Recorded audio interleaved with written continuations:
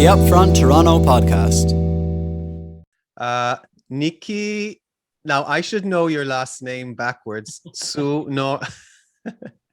Tsourounakis from Bar Neon. I fucked it up. How do you say it properly? That's okay. You said it all right. Tsourounakis. Tsourounakis. It looks so much more intimidating than it is. Like it looks intimidating, but it's not. Well, because I make it sound English. I mean, I guess if I said it the proper way, no one would be able to say it. Can you say it just for everyone? Yeah. Is Tsurunaki. Without the that's S. so exotic. Without the S, yes. Yeah, so, Tsourounakis will do. So we have Niki Tsourounakis from Bar Neon, Café Neon, Neon Commissary, Blue Collar Bakery, and Amphora Foods. We're really excited to have you here at Upfront Toronto, conversations with people that move the city forward. Just for people to know, we know each other, I'd say, for over 10 years. Are you counting the days, Niki? Are you marking your wall as every day we know each other is Every day gets a little bit harder, but it's been I think since 2009. Holy God. Okay, yes. So over 10 years. And we met when you started your first business, or was it? Yeah, I think it was your first business, Amphora Foods, where you were importing organic olive oil from your family's village in Crete. And look where you got to. Today, you're, I'd say, a major, I wouldn't say force, but you have major presence in the West End, in Bloordale, with several businesses.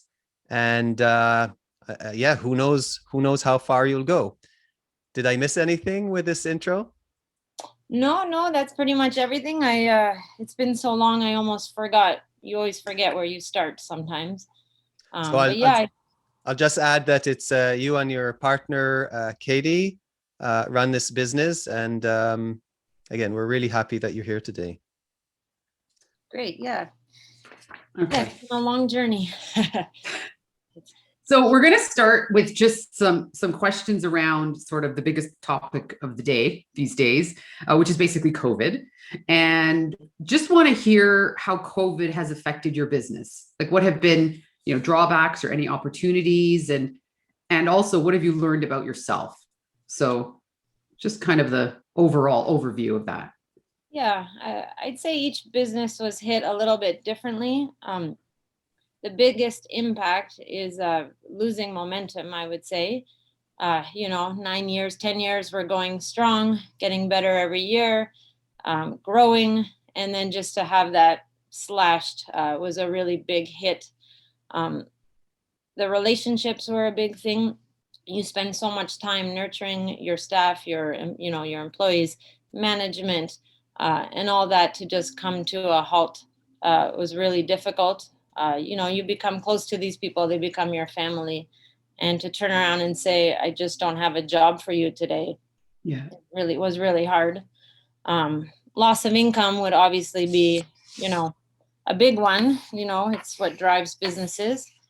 But beyond that, I would say just losing the momentum you had. So I want to add, because I know I'm fairly familiar with your businesses, and we see each other once in a while. And a lot of your business was catering. So catering to offices, that was gone within a day, basically. At the cafe, you have a bar, a beautiful, busy bar, which went to zero. It was really hard even to do takeout and delivery. And what I'm impressed with, what you have done, and I'm really I hate complimenting you, and please don't remind me I did it. But what you're doing now with your patio, the back patio, I think is, Liza, this patio is going to be the #1 patio in the city, I think. And just beautiful. And it's an oasis in the back that they have created, bringing in containers and a pizza oven. And you've done this all this year. So you've been spending this year in order to come out stronger.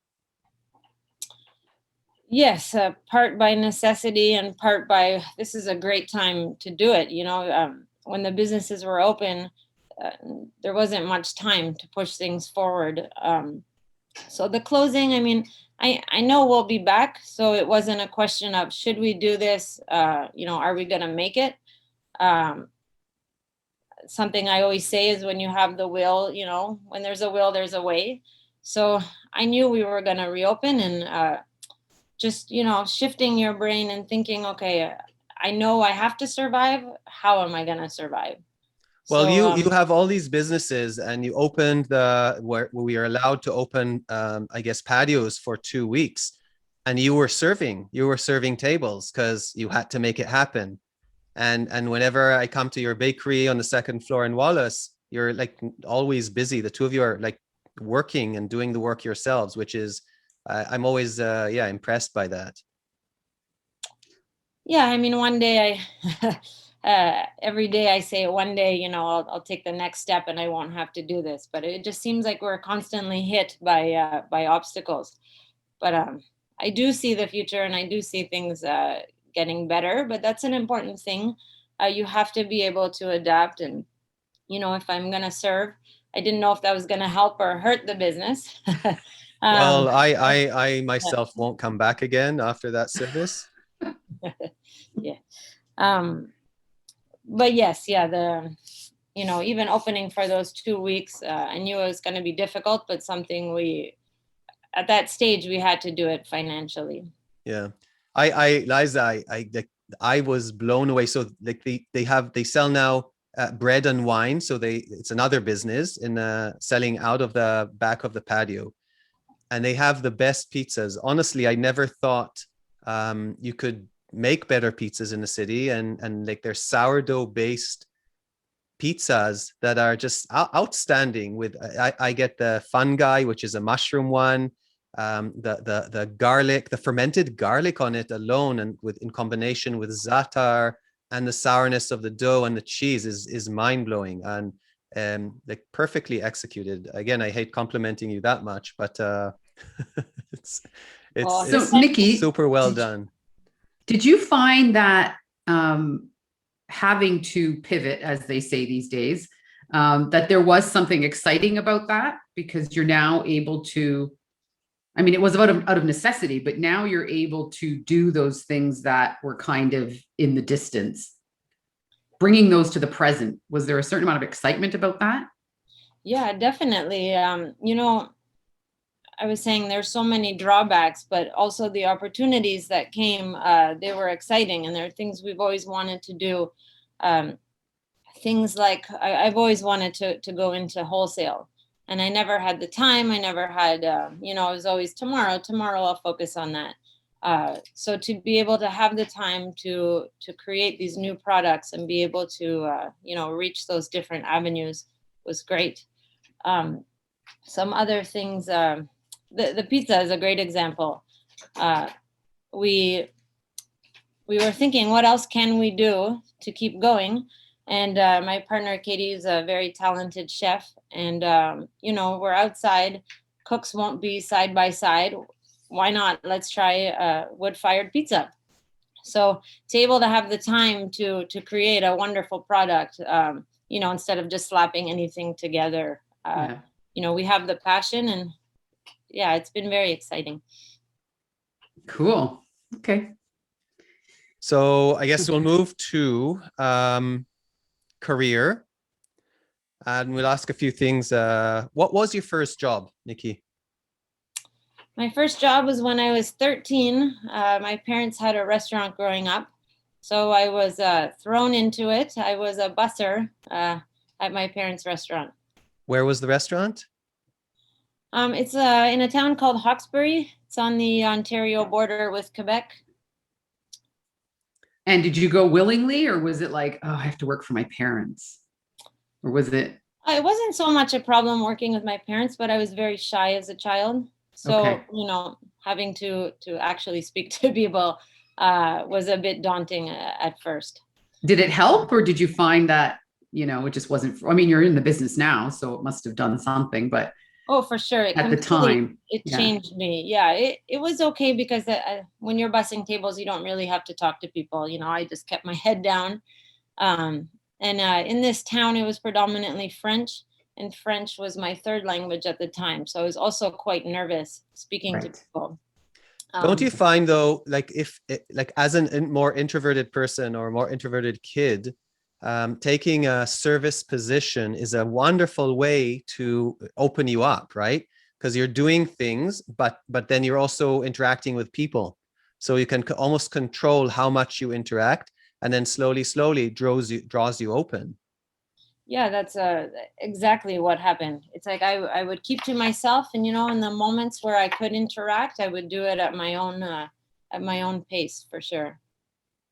And then did you kind of work up in the family business, or did you end up becoming a waitress, or like what ended up happening, or did you just then go out on your own and did your own thing?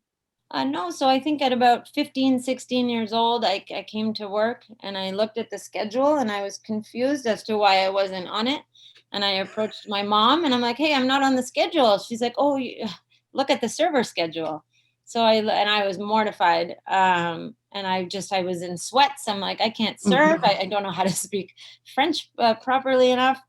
But that was it. She just thrust me. She's like, this is your section. And I just had to learn quickly. Half the time I didn't know what jokes they were telling me in French, and I would just laugh. But slowly I learned to do it. And Well, things haven't changed, then I see. yeah. In the second, in 10 words, what's the best advice that you've ever received? I think I mentioned it before, and it's, when there's a will, there's a way. Just, if you want something, just keep going at it. Don't tell yourself no. Okay. That's probably more than 10 words, but that's fine. What's your source of inspiration, or who? Ooh, yeah. I would say, this is bizarre, but I would say my future self. Yeah, I don't really look to others so much for inspiration. I just, how can I better myself every day? Sounds corny, but yeah, I mean, in my heart, I just want to keep producing and be the best that I can be. So every day I have something to work to. Do you know, I really like that answer, because I'm watching this Mexican telenovela on Netflix, and never, that's a side story, but the main character is a woman, and what they did was, when she's in rough times, she's in prison and whatnot, she has her future self communicating to her, and her future self is successful and poised and confident and knows she'll do well. And I'm thinking, like, for like a Mexican or Latino telenovela, that was amazing. It has a lot of depth in it and wisdom, because I've never seen myself being inspired by my future self, and you just said that's inspiring to you, which is amazing. I always look outside that, and since I saw, I was thinking, okay, what will me in the future tell me? So that's, very, very interesting. Thank you. I was about to make fun of you about this thing, and then you started describing it, and I think I've watched this show. The Queen of the South, I think, that's right? Yes, I think it was a binge weekend a few months ago. Well, don't we all have those now? What do you consider as your, I guess, biggest career achievement so far? Because I know you'll have much more. I'd probably say, I guess, the opening and the sustaining of the 3 places that we have. It takes a lot to run one restaurant, let alone 3. I guess just being able to keep them going, especially now through COVID. So Katy, can you give us, or Niki, sorry, can you give us a timeline? Because there's Bar Neon, Café Neon, there's Neon Commissary, Blue Collar Bakery, Amphora Foods. Like, what's the timeline in when those sort of came to be and how they developed? Because they obviously didn't come all together. No. Yeah, so going back, coming out of university, I we would go to Greece every 2 years at the time. And my family has an olive grove there, and we were just having our family members press the olives, and then we would just sell it to a big company in Athens. So we decided, hey, this olive oil is amazing on its own. Why are we shipping it to Athens and blending it, and selling subpar? So I just took it. I had time at the time. I had just come out of school, and I said, hey, let me just try and see if I can import this oil myself and sell it as is. I had a big passion for great food. So I took on that project, and that's when I met Alon. And I did that for a few years. And during that time, I had invested in a building up on Bloor, long time ago, I think also 2009. And there was a gentleman running a restaurant here, and he was doing a really great job. And it was a vegan restaurant, and he was doing it was wonderful. And just, I guess, watching him, it kind of brought out that spark in me, like, hey, I miss this. It used to be my life. I kind of went to school. I was somewhat removed. And then I started doing some catering at home, just for my friends at first. And then a friend of mine that had a business downtown, she had asked me to cater a small party. I said, oh, I can do this. It's only 25 people. So Katy and I at the time, we set up in their office. We had a little hot plate. It wasn't really a kitchen. And we executed it, and I had a great time, and the people were raving about the food. And I'm like, oh, I can do this. And then there was someone at the party who then asked me, hey, I have a slightly larger opening for a company. I don't have a caterer. Would you be interested? And without thinking, I just said yes. I'm like, oh, definitely, we'll do it. And then I found out it was for 300 people. But I had said yes at that point. So we did it. We got everything together. And it was for Ubisoft, which we all know now is across from the cafe. And then at the end of the night, I remember just going to the window and looking outside, and I saw this row of buildings across the street, and I was like, oh, I wonder what's in there. I didn't think much of it, and then I went home, and later I was on the realtor.ca website, and the unit came up. And I was like, hey, those are the units that I looked at. So I got on my bicycle, and it's just up the rail path, and I think it was almost midnight. And I remember going up to the building and sticking my head in, and it was an empty slate. I said, wow, we could really do something here. These people have nowhere to eat. There's a big company coming in here. And sure enough, 2 weeks later, signed the papers for the building. Wow, that was fast. Pretty fast. Yeah. I mean, you have to act fast in Toronto, or, Niki, by the way, called me at that time and said, Alon, these buildings are for sale. I'm going in. Maybe you should also. And I was, what? They're so expensive. And obviously now they're so cheap compared to what they were. So you definitely made the right call. Thank God you're not my neighbor. And that was Café Neon. That was Café Neon. That was Café Neon. And oddly enough, 7 days after we signed, the chef of the restaurant sat me down and he said, listen, I'm closing my restaurant. I got a job as a private chef. And I was, what?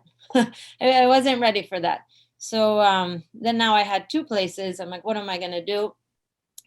In many failed attempts of trying to rent it out, I realized I really wanted to keep it for myself.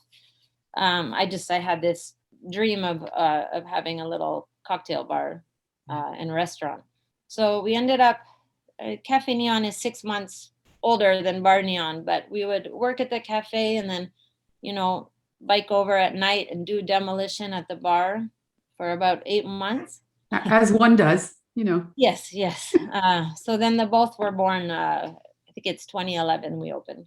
Right. And then Neon Commissary came that was born out of the pandemic. Is that what it? Sort of. We, because Bar Neon was quite small and didn't have a full kitchen, and Wallace was much bigger, we would do a lot of the major prep at Wallace, and then we would bring it over. I'm going to interject because there is a trait that Niki has that I think defines a lot of her career. And she said it earlier, and is first she says yes to business and then she finds out the details. So, or to the building, or yes, I'll buy it, and now I'll figure out how I'm going to do it. Is there any truth to that? Oh, it's pretty, yes, that's Yes. probably how I do things. I don't know how intelligent it is, but so far it's done me well, I Seems guess. to be working.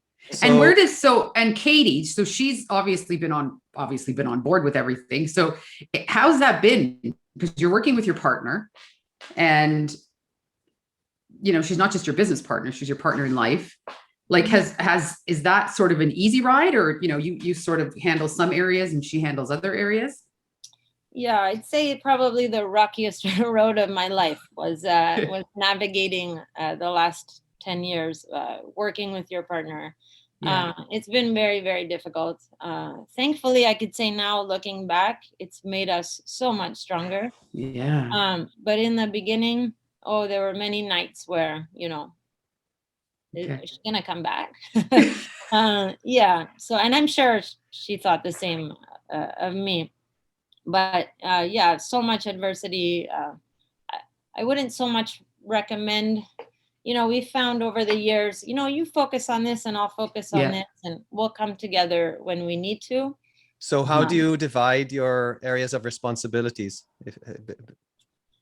So anything mostly operations related, all of the banking, the admin, all that stuff, just to keep the doors open.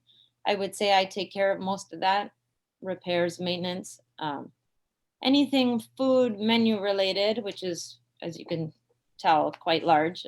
Katy takes care of all that. Okay. And then, we plan together the renovations, the design, all that stuff. Cool. Fun. So what's the lowest point of your career? Good question. I mean, I guess I could answer COVID again, and just the difficulty of having to navigate the last year now. Yeah, I would probably say that, and COVID. Yeah. So to follow that is how do you handle that kind of stress? So you're having a bad business scenario. I mean, we've all been through them. It seems, at least from my experience, like the world's collapsing. We've had a few of those. How do you deal with that? How do you cope with it? A big part of me, when I think, hey, you're not in this alone, it does feel, it feels promising knowing that we're all kind of dealing with the same thing. It's not, oh, my business is imploding, but hey, he's great.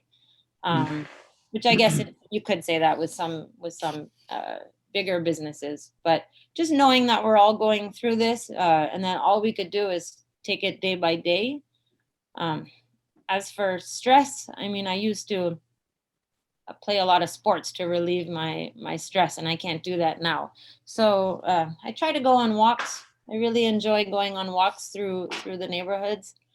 I'd say that, jogging when I can. Yeah, I wanted to say, for those that are listening that can't see, Niki has 3 pictures of basketball players behind her. So I know you're an avid basketball player. You go to all the Raptor games, right? Try to. You argue with my brother a lot about basketball, and you usually, I honestly, if I have to choose between the two of you, I'd go with your basketball knowledge. I think that's a no-brainer. I wanted to say also, when it comes down to stress, I think most entrepreneurs, when they face adversity, I divide people into 2. One group will kind of bury their head in the sand and try to ignore and wait for that wave to go away. I think most entrepreneurs, on the other hand, will actually raise to the challenge, and then look for opportunities, just like you are with COVID. COVID was like your businesses lost almost everything in terms of income. What did you do? You tripled the size of your patio. You put in a new pizza oven. This is going to create, hopefully, great revenue once everything is done. But because you faced it, and you look for opportunities. I know personally when things are horrible and I think I'm losing everything, I'm like, okay, that I have nothing else to lose. What can I do? And then you go and take action, not knowing like I have nothing else to do, so I might as well do stuff and do stuff that I wouldn't do before because I was afraid or because things were okay or I didn't want to rock the boat. So I see that definitely in you also. Yeah. Yeah, I think one of the biggest things I've learned through COVID is it doesn't matter if you're not perfect. And I used to think that. I think that's another thing I didn't mention, Liza, earlier. Um, I remember saying, oh my God, we're unlocking the door. This door will never stay unlocked again, I'm going to be doing this till the day I die. And then just, March 16th of last year, the door locked. And, at that point, you can't control these things. So just knowing, try to take charge of the things you can control. And that was a big thing for me. It was like, don't worry, keep going. Things don't have to be perfect. Mm-hmm. Mm-hmm. Niki, where do you see your business in 5 years? Oh, hopefully still standing, but I see it stronger than it's ever been, to be honest. And I think it's because we were able to find different avenues of growth, through our wholesale and just what you mentioned earlier, being able to expand the size of our business. We just hope to be a neighborhood spot that is well known and, That's pretty good. Thank you. Pretty good. So we're going to move into the personal. I feel like we've gotten very personal, but we'll sort of questions tapered just to kind of get to know the other side of you. So where were you born? So I was born in a little town called Hawkesbury, Ontario. Okay. Okay. You were born there. Mm-hmm. And so you said you would travel to Greece. So your family has, I guess, property in Greece, or your family's in Greece? So how did you end up there every 2 years? Was it just visiting people? Yeah. So my dad comes from the island of Crete and my mom from a little bit in the mainland. And they bought my dad, when he was younger, I guess he had some extra income from running the restaurant here. He decided to buy a property on a harbor in Crete. So he bought that and turned it into a hotel restaurant. Okay. So it's in your blood then. Definitely in my blood. In the family. Can you blood. describe that restaurant and the hotel? Because I think it would help to understand. Yeah, for sure. So it's in an old town called Hania on the island of Crete. The hotel is on a little harbor. At the time, a long time ago, Hania used to be the capital of the island. So lots of boat traffic. Now it's more of a touristy pedestrian area. But it's very, very cute. The hotel is literally faces the harbor, and the restaurant also, you can sit right on there. And we serve traditional Greek food. It's a traditional taverna, and we have about 30 rooms. So we've been to that hotel a few years ago to celebrate our mother's 70th birthday, and it was a very special summer for us because our British family came over, Canadian family, Israeli family, and we were really fortunate to be there. And that it's such a special place. The restaurant, I don't know, hundreds of seats, or I don't 10, like at least more than 100 seats. And then you have a bunch of other restaurants right next to them. So you have hundreds of people sitting around, looking at the water, looking at people, eating fresh food. And then the little hotel has the really amazing patio overlooking the harbor. And you could sit up there and have a drink. And it's a beautiful, beautiful location. And then I haven't been to your parents' house, but apparently that's also a gorgeous property on the side of a mountain with vineyards and all, right? Yes, my father, he had this dream of building a house where he could oversee the town of Chania. And he did it. He bought this land, and why we would go back so often is he had to be there for the construction. So we would go there. And I remember as a child, we would pull up and he would go outside and he would have the hose and he'd be watering the concrete, the foundation. And as a child, I was so bored in the car. I'm like, is this almost over? And then he just kept saying, don't worry, this is the foundation of something great.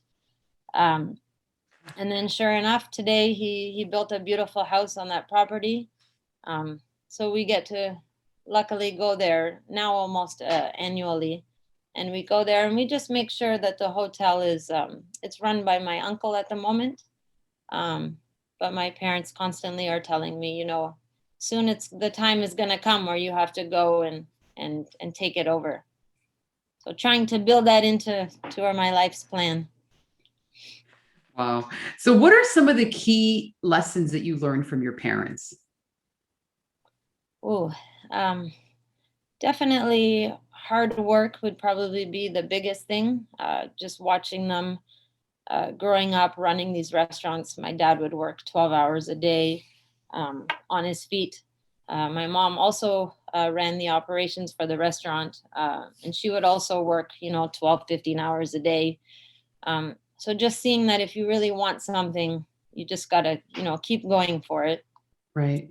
And the traits that you inherited from them, which one would you say you're more like, your mom or your dad, or similar to? I'm most similar to my mom emotionally. We emotionally, we get so invested in things and, our emotion drives us. But I'd probably say my father for his, my mom also works very, very hard. She never stops. But my dad for I guess the dreaming aspect. Like if you want it, dream it and you can get it. That vision. Yeah, But I I'd think say that both. that what you said about foundation really resonated to me, where you work on the foundation and then everything happens, and I see you doing that again and again. I mean, you just did it this winter with the concrete that you poured for the patio. Exactly. I was watering it, thinking the same thing. Yeah. So hopefully it'll be a funny thing, but what's the dumbest thing you've done as a teenager or an adult, but as a teenager? Where do I start? I was thinking about this the other day.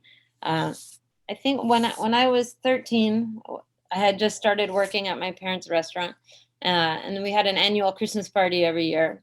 And I remember sitting at the table, and everyone around was older than me, and they all had wine glasses, and it was like, oh, like I need to be like you. I just wanted to be older.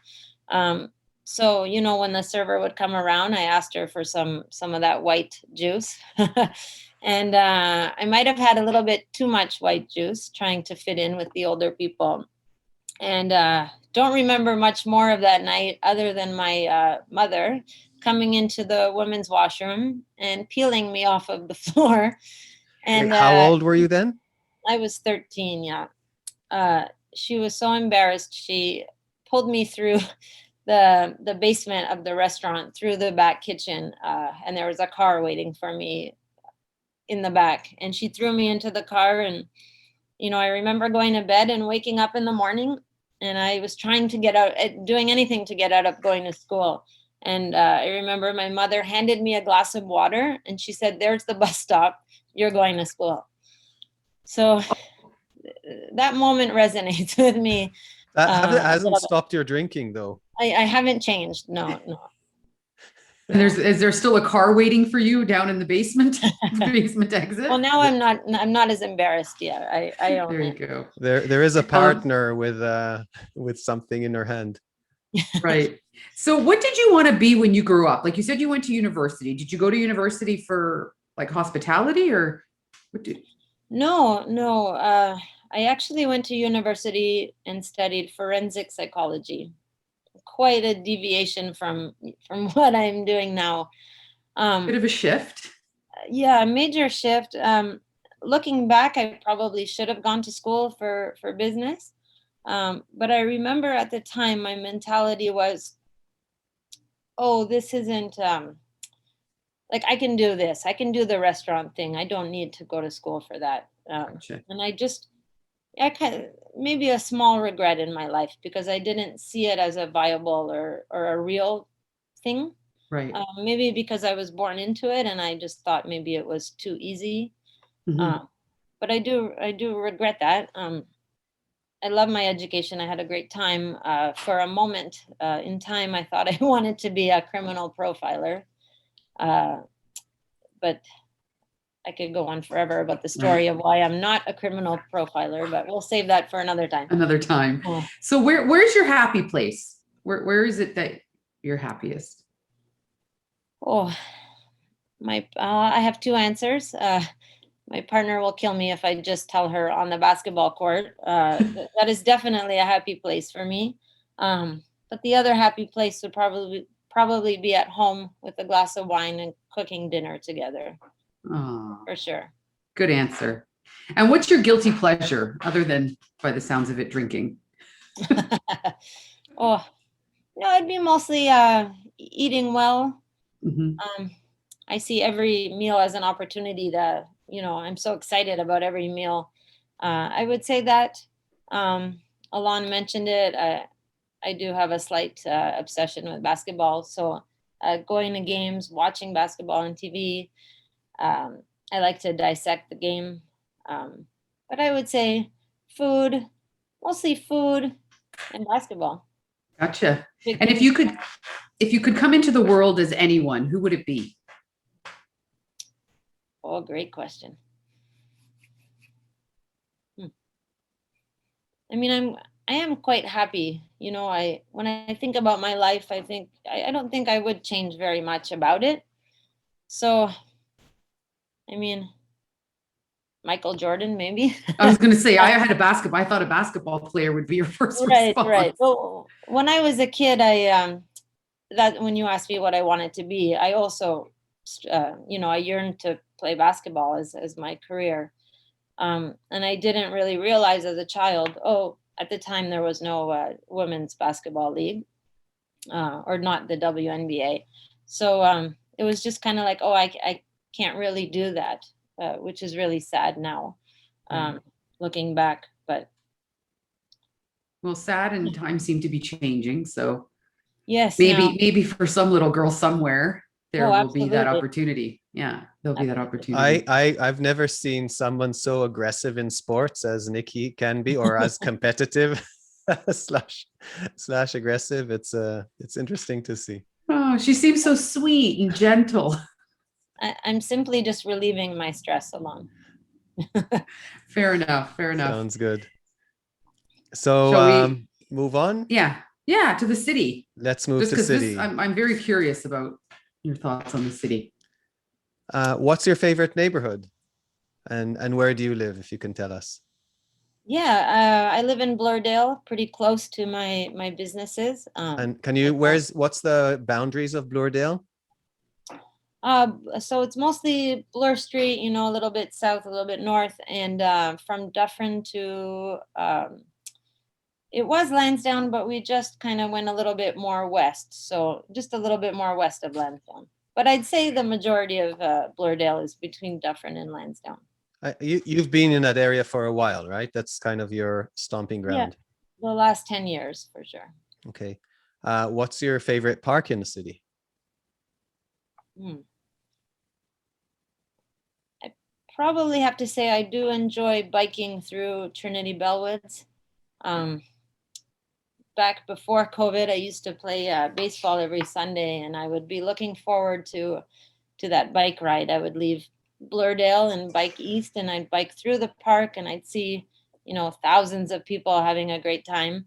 But I love the energy of that park. It's funny you say that. I have a love-hate relationship with Trinity Bellwood, where I love to hate it, but especially this year and now again, where we're so kept away from people, I like to take the bike and go over there and ride through the first through Ossington and then through the park, and feel that there are other people out there still living, because especially on the weekends, lots and lots of people are sitting there and just enjoying life and getting out of their small apartments.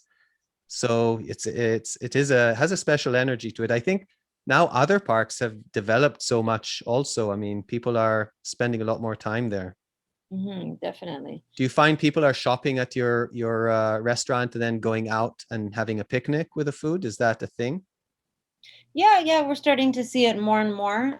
We have a small park behind the bar, but we have mentioned a few people, can I get this like this? I'm going to go have it in the park, which is a beautiful thing to see. Yeah. I'm glad the city hopefully is shifting a little bit to allowing that to happen.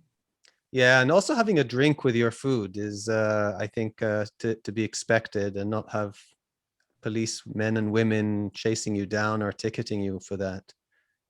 Right. That would be a It's good the European evolution. way. It's Yeah. life becomes first, you know.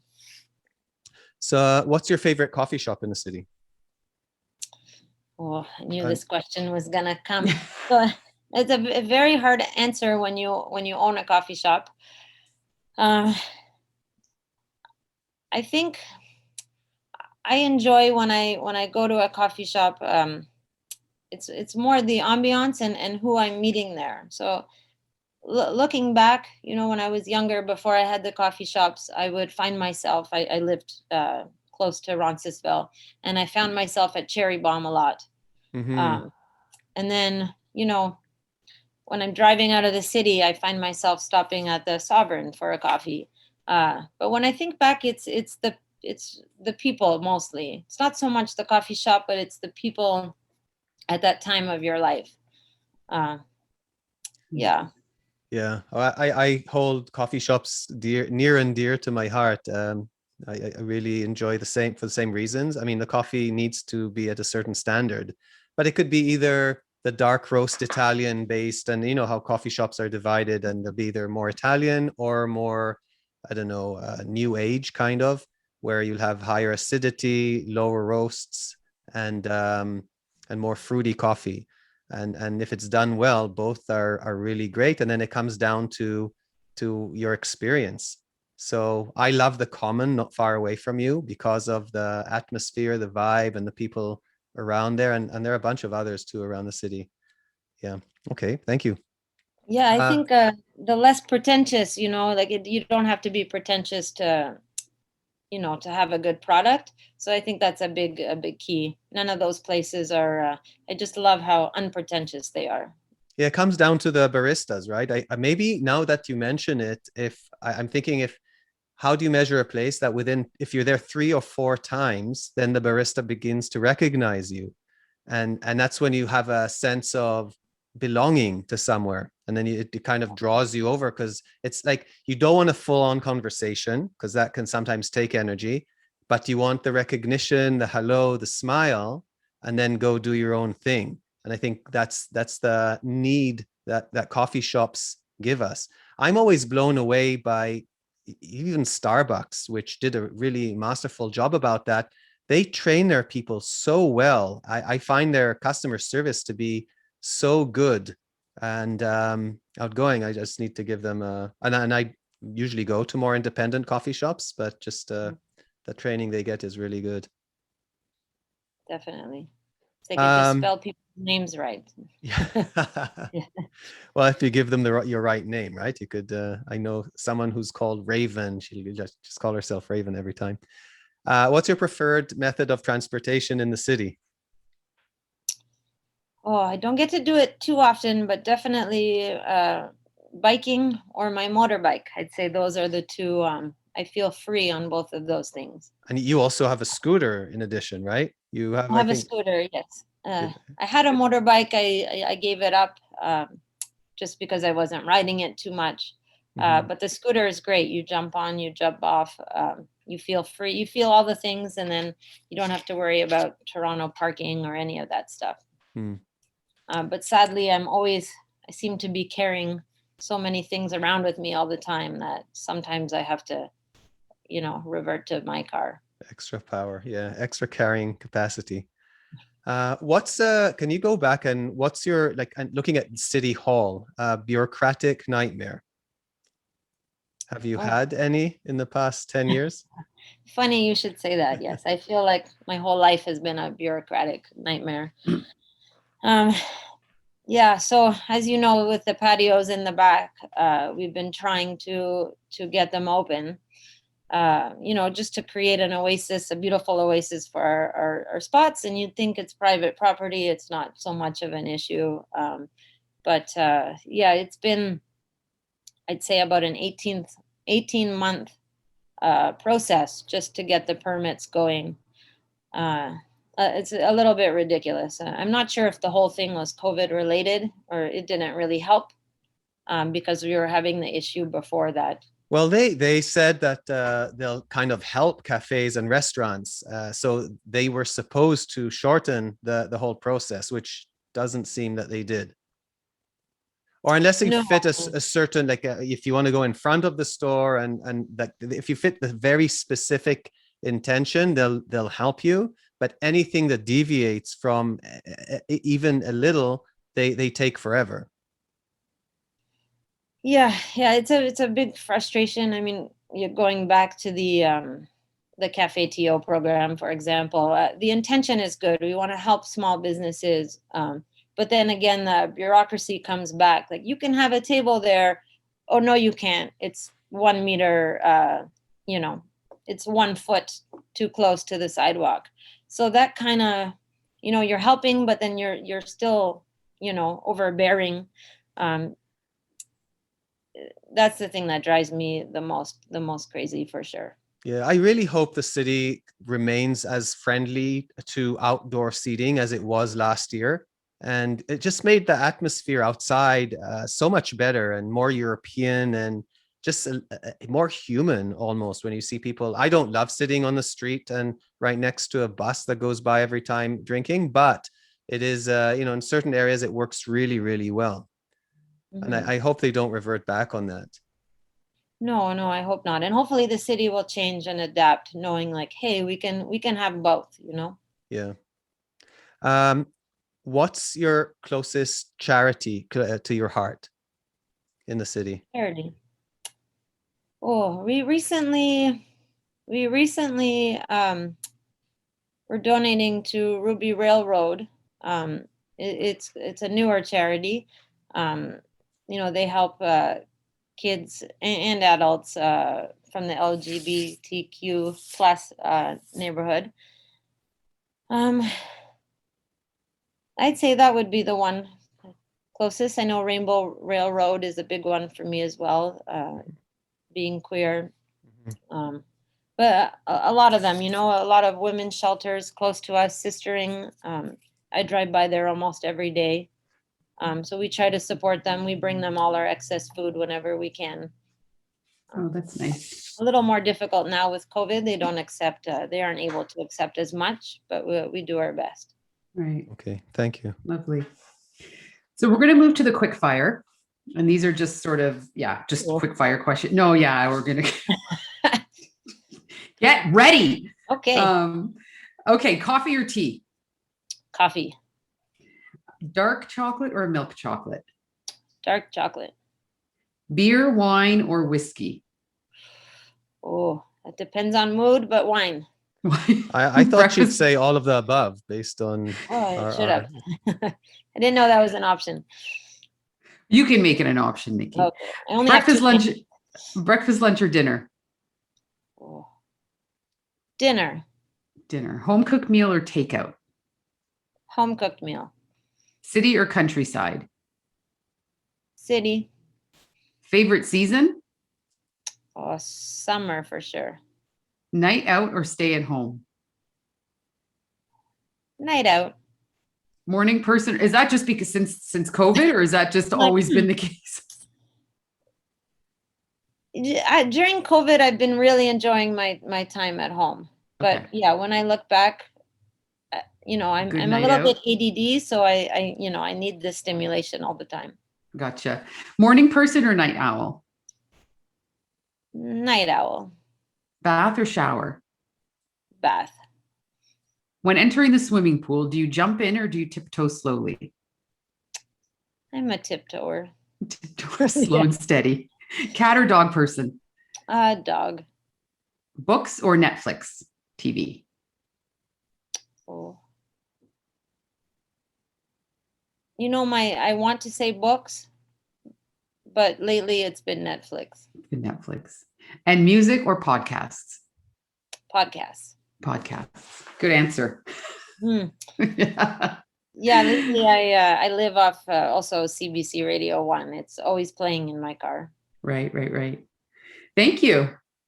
Yeah, so thank you very much. much, Niki, for Yeah. joining us. I hope you. people will learn a lot about you. We try to cover different aspects in an entrepreneur's life, and you're definitely I see have an impact on the city, and a very positive one.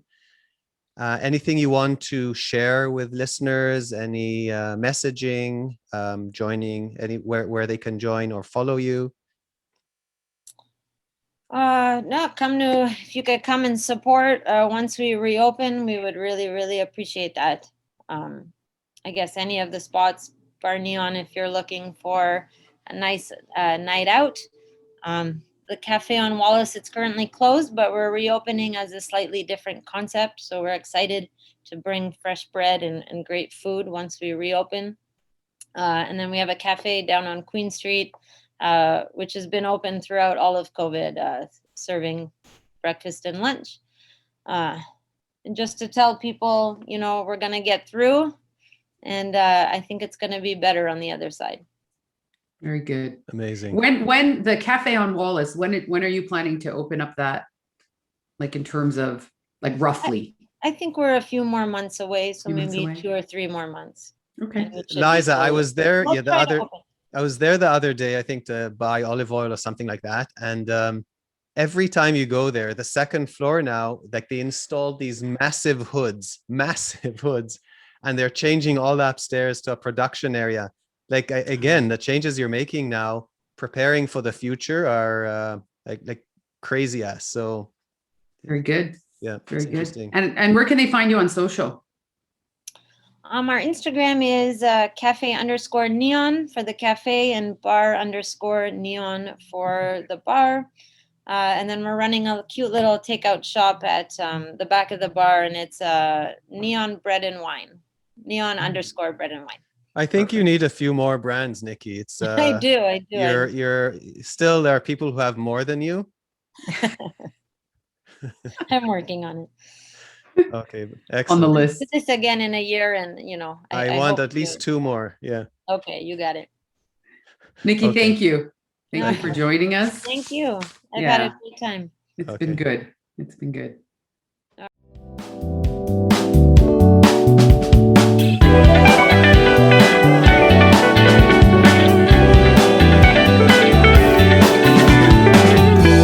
The Upfront Toronto podcast.